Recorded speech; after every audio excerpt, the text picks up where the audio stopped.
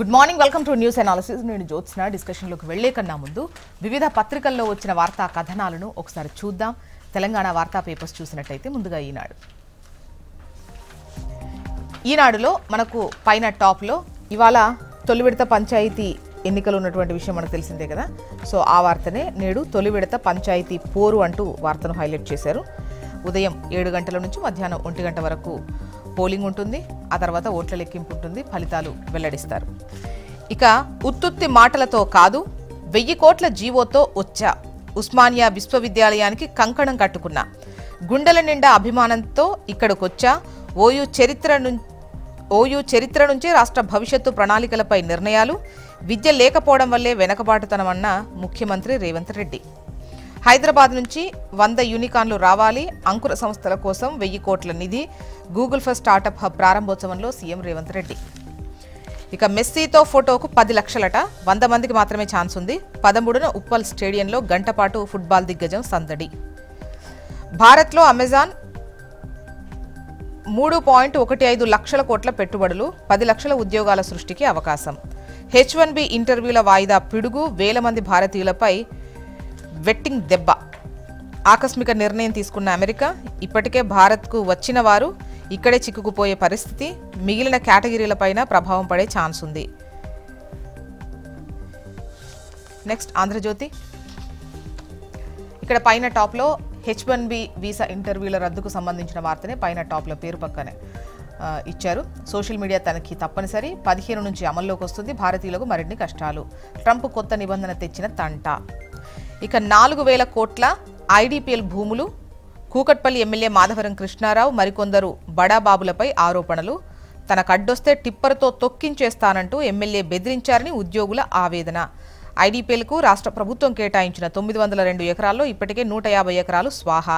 ఎన్ని ఫిర్యాదులు చేసినా కదలని అధికారులు, ఇంత జరుగుతున్నా పట్టించుకొని కేంద్రం. ఆక్రమణల పాలవుతున్న ఖరీదైన భూములపై ఆంధ్రజ్యోతి ఒక కథనాన్ని ఇచ్చింది, అదే ఇక్కడ హైలైట్ చేశారు. ఇక సమస్యలపై విద్యార్థులకు కొట్లాడే స్వేచ్ఛ, పార్టీల ఉచ్చులో పడకుండా రాష్ట్ర ప్రయోజనాల కోసం కొట్లాడండి అంటున్నారు సీఎం రేవంత్ రెడ్డి. విద్యార్థులకు సమస్యలపై కొట్లాడే స్వేచ్ఛ ఎల్లప్పుడూ ఉంటుందని ముఖ్యమంత్రి రేవంత్ రెడ్డి అన్నారు. అయితే రాజకీయ పార్టీల ఉచ్చులో పడకుండా రాష్ట్ర ప్రయోజనాల కోసం కొట్లాడాలని ఆయన సూచించారు. నిన్న ఉస్మానియా యూనివర్సిటీలోని ఆర్ట్స్ కాలేజ్ ఎదుట నిర్వహించిన సభలో సీఎం పాల్గొని మాట్లాడారు. ఇక మాట్లాడినటువంటి కీవర్డ్స్ విషయానికి వస్తే,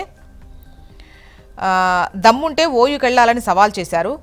వాళ్లలా దొంగను కాదు, గడీలు కట్టుకోలేదు, విదేశీ భాష రాకున్నా పేదోడి మనసు చదవడం వచ్చు, 2 ఏళ్లలో ఓయూ సమస్యలన్నీ పరిష్కరిస్తాం, పైరవీకొచ్చే మంత్రులు ఎమ్మెల్యేల ఉద్యోగాలు పీకేస్తాం. ఓయూ ఆర్ట్స్ కాలేజ్ ఎదుట సభలో సీఎం రేవంత్ రెడ్డి. వర్సిటీ అభివృద్ధికి 1000 కోట్ల విడుదల. ఢిల్లీకి వెళ్లిన రేవంత్ పవారింట్లో విందుకు హాజరు. ఇక ఓటుకు 3000 దాకా అంటూ ఇవాళ తొలి విడత పంచాయతీ ఎన్నికలు ఉన్నటువంటి విషయం మనకు తెలిసిందే కదా. సో ఓటుకు 3000 దాకా నడుస్తోంది అనేది ఇక్కడ ఈ కథన సారాంశం. అదే లైన్తో, అదే వార్త హెడ్లైన్తో ఈ కథనాన్ని ఇచ్చారు. నెక్స్ట్, నమస్తే తెలంగాణ. ఓయూ నిరసన హోరు అంటూ పోలీస్ రక్షణలో సీఎం వర్సిటీ పర్యటన, రేవంత్ ప్రోగ్రాం కోసం భారీగా పోలీసుల మోహరింపు, క్యాంపస్లో అడుగడుగున ఆంక్షలు, నిర్బంధకాండ, ఉద్యమం నాటి రోజులు గుర్తు చేసిన రేవంత్ పర్యటన, తీవ్ర నిర్బంధంలోనూ నిరసన గళమెత్తిన విద్యార్థులు, ఉద్యోగాల భర్తీ నోటిఫికేషన్లు ఏవి అంటూ నిలదీత, సీఎం డౌన్ డౌన్ నినాదాలతో మారుమోగిన క్యాంపస్, కాంగ్రెస్ గూండాల చేతిలో బీఆర్ఎస్ నేత దారుణ హత్య అంటూ, సర్పంచ్ ఎన్నికల్లో ఓటమి భయంతో రాళ్లు కర్రలతో విచక్షణ రహితంగా దాడి, సూర్యాపేట జిల్లా లింగంపల్లిలో ఈ ఘటన అంటూ వార్తనిచ్చారు. ఇక ఆటో డ్రైవర్ల ఆత్మహత్యలు ప్రభుత్వ హత్యలే అంటూ ఏటా 12,000 ఇస్తామని కాంగ్రెస్ మోసం చేసింది. ఫ్రీ బస్సుతో ఆటో డ్రైవర్ల ఉపాధి దెబ్బపడింది. అన్ని వర్గాలనెత్తిన రేవంత్ సర్కార్ మొండి చెయ్యి. ఆటో డ్రైవర్ల సంక్షేమానికి బడ్జెట్లో నిధులు ఇవ్వాలి, లేదంటే ఫిబ్రవరిలో బీఆర్ఎస్ మహాధర్నా ఉంటుంది. ప్రతి కుటుంబానికి 10 లక్షల పరిహారం ఇవ్వాలి. సిరిసిల్లలో ఆటో, లారీ, జీప్, కార్ డ్రైవర్లకు బీమా. BRS working president KTR. AP వార్తా విశేషాలు చూద్దాం.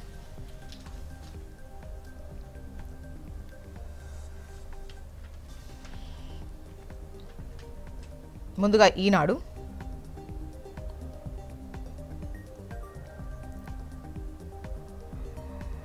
సాకులు చెబితే సహించను అంటున్నారు సీఎం చంద్రబాబు నాయుడు. దస్త్రాల పరిష్కారంలో మంత్రుల జాప్యంపై చంద్రబాబు తీవ్ర అసంతృప్తి. 7 రోజుల్లోగా పూర్తి కాకుంటే వివరణ ఇవ్వాలన్నారు సీఎం. సగటున 15 రోజులకు పైగా సమయం తీసుకొని అట్టడుగున నిలిచిన రాంప్రసాద్ రెడ్డి 2 రోజుల్లోనే పరిష్కరించి టాప్లో డోలా 6వ స్థానంలో చంద్రబాబు. అత్యధికంగా 6,653 దస్త్రాలు పరిష్కరించిన సీఎం. 9వ స్థానంలో లోకేష్, 11వ స్థానంలో పవన్.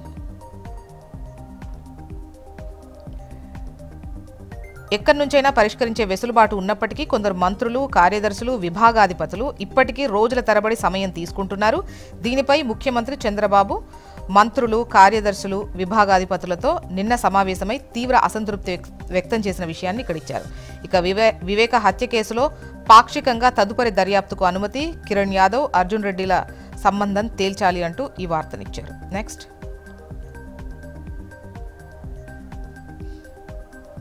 ఆంధ్రజ్యోతి. పరుగులు తీయాలి అంటూ మంత్రులు, కార్యదర్శులు, హెచ్ఓడీలకు సీఎం ఆదేశం. ఆయా శాఖల పనితీరుపై నిన్న సుదీర్ఘంగా సమీక్ష నిర్వహించారు. ప్రోగ్రెస్ రిపోర్ట్, సంతృప్తి శాతాలలో ప్రజెంటేషన్, నిర్దిష్ట లక్ష్యాలు విధిస్తూ ఆదేశాలు జారీ చేసిన విషయాన్ని ఇక్కడ ఇచ్చారు. ఇక వివేక హత్య కేసులో మరింత దర్యాప్తుకు ఓకే అంటూ పాక్షిక విచారణకు అనుమతించిన నాంపల్లి సిబిఐ కోర్టు. నెక్స్ట్ సాక్షి. కోటి గళాల గర్జన అంటూ ప్రభుత్వ మెడికల్ కాలేజీల ప్రైవేటీకరణను నిరసిస్తూ కోటి సంతకాలతో ర్యాలీలు. నియోజకవర్గాల నుంచి జిల్లా కేంద్రాలకు సంతకాల బాక్సులు తరలింపు. ఆ వాహనాలకు జెండా ఊపి ర్యాలీలు ప్రారంభించిన వైఎస్ఆర్సీపీ ప్రజా ప్రతినిధులు, నేతలు. ప్రభుత్వ మెడికల్ కాలేజీల ప్రైవేటీకరణను బాబు సర్కార్ ఉపసంహరించుకోవాలని నినదించిన విద్యార్థులు, యువత, మేధావులు అంటూ ఈ వార్తనిచ్చారు.